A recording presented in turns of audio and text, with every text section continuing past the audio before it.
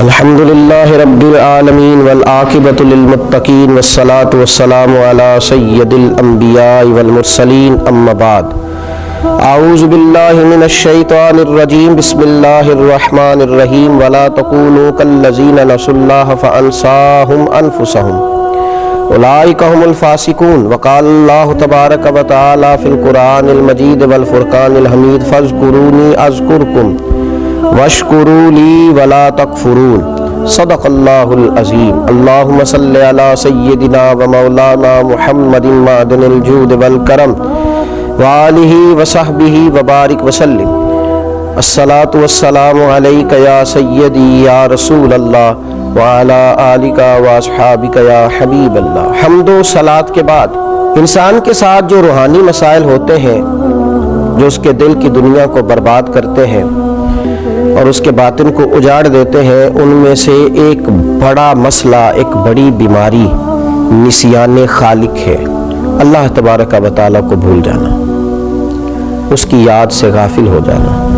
نسیان خالق کا مطلب ہے کہ اللہ تعالیٰ کی اطاعت اور فرما برداری کو ترک کرنا، حقوق اللہ کو فراموش کرنا، اللہ کی یاد سے غفلت برتنا، اس کے ذکر کو بھول جانا، دعاؤں کے ساتھ زیادہ دلچسپی نہ رکھنا معاذ اللہ۔ یہ وہ ساری چیزیں ہیں۔ اس کا مطلب ہے کہ نسیان خالق کر دیا اس نے۔ مخلوق کو تو اس نے یاد رکھا، لیکن اللہ تبارک و تعالیٰ کی یاد سے، اس کے تذکرے سے یہ غافل ہو گیا۔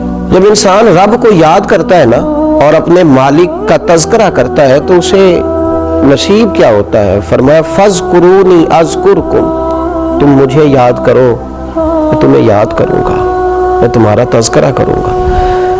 حضرت عبداللہ ابن عباس رضی اللہ تعالیٰ عنہ ارشاد فرمایا کرتے کہ اللہ تبارک و تعالیٰ ارشاد فرماتا ہے کہ تم فرما برداری کر کے مجھے یاد کرو اور میں اپنی امداد کے ساتھ تمہیں یاد کروں گا۔ تم اللہ تبارک و تعالیٰ کی یاد اگر تنہائی میں کرو گے تو رب کریم بھی تمہیں تنہائی میں یاد کرے گا، اور اگر تم جماعت میں اس کا ذکر کرو گے تو وہ اس سے بہتر جماعت میں تمہارا ذکر کرے گا۔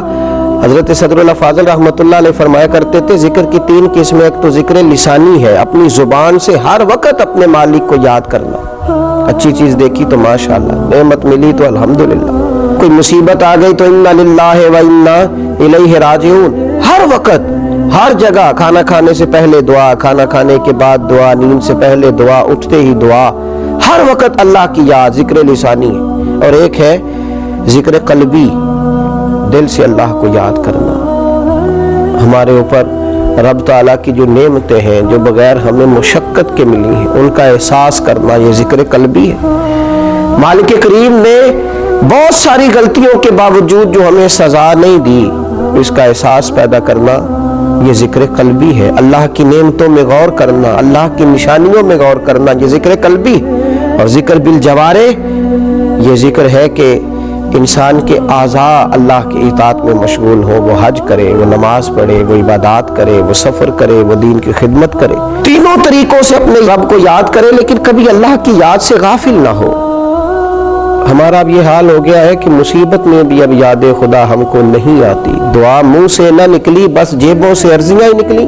ہم دیکھتے اتنے میرے تعلقات ہیں، اتنے میرے وابستگان ہیں، اتنا میرا لوگوں کے ساتھ اٹھنا بیٹھنا ہے، میری مشکلات حل ہو جائیں گی۔ ہمیں اللہ تبارک و تعالیٰ کی طرف اپنا رجوع کرنا چاہیے، ہمیں اپنے رب کو یاد کرنا چاہیے، ہر وقت اپنے مالک کا تذکرہ ہماری زبانوں پر ہونا چاہیے، ہمیں ہر وقت بھروسہ اپنے رب کریم پر کرنا چاہیے۔ قرآن مجید میں اللہ تبارک و تعالیٰ نے ان لوگوں کا بھی تذکرہ کیا ہے جنہوں نے کھایا اللہ کا پر اللہ کو بھلا دیا، رہے رب کی زمین پر رب کو بھلا دیا، جنہوں نے معاذ اللہ اللہ کی نعمتوں کو استعمال کیا پر اللہ کو بھلا دیا۔ رب نے اولاد دی، دولت دی، جائیداد دی، عزت دی، وقار دی، سانسیں دیے۔ اللہ تبارک و تعالیٰ نے دنیا کی ہر نعمت سے نوازا پر وہ اللہ کو ہی بھلا گئے، اس خالق کی یاد ہی چھوڑ گئے، اس کا تذکرہ ہی چھوڑ گئے۔ تو اللہ کریم نے فرمایا وَلَا تَكُونُوا كَالَّذِينَ نَسُوا اللَّهَ فَأَنسَاهُمْ أَنفُسَهُمْ، ان لوگوں کی طرح نہ ہو جانا جنہوں نے اللہ کو بھلا دیا، ان کی طرح نہ ہو جانا جو اللہ کو بھلا بیٹھے۔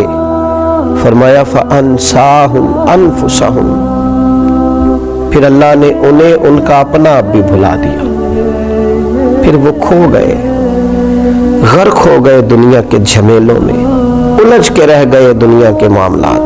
فَأَنْسَاهُمْ أَنفُسَهُمْ, اللہ نے انہیں ان کا اپنا آپ بھی, وہ خدا فراموش ہوتے ہوتے خود فراموش ہو گئے, کھو گئے, لوٹ کے آنے کا راستہ ہی نہ ملا.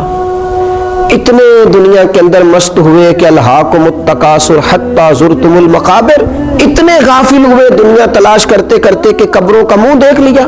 ان لوگوں کی طرح نہ ہو جانا جنہوں نے اللہ کو بھلا دیا, پھر اللہ نے انہیں ان کا اپنا آپ بھی بھلا دیا. اولئک هم الفاسقون, اللہ فرماتے ہیں یہی تو لوگ ہیں جو نافرمان ہیں, یہی تو فاسق ہیں. نیکی ہم پر کوئی دوست کر دے, اس کے شکریہ ادا نہ کرے, بگڑ جاتا ہے. ماں باپ کئی جگہوں پہ اپنا احسان بتلا کے کہتے ہیں کہ تم میری فرما برداری کیوں نہیں کرتا. اساتذہ اپنے حقوق کی بات کرتے ہیں, ہمارے بڑے اپنے حقوق کا تذکرہ کرتے ہیں. سب سے بڑا احسان کرنے والے تو اللہ رسول ہیں, لیکن ہم نے رب رسول کو ہی بھلا دیا. مہینوں بیت جاتے ہیں عبادت کیے ہوئے, معاذ اللہ مہینوں بیت جاتے ہیں تلاوت کیے ہوئے, اس کی بارگاہ میں ہاتھ نہیں اٹھائے دعا کے لیے, استغفار نہیں کیا. میرے نبی پاک صلی اللہ تعالی علیہ وسلم نے ارشاد فرمایا, آپ ذرا ان لفظوں کا جلال دیکھیں, ان کے اندر جو تنبیہ ہے اس تنبیہ کو دیکھیں.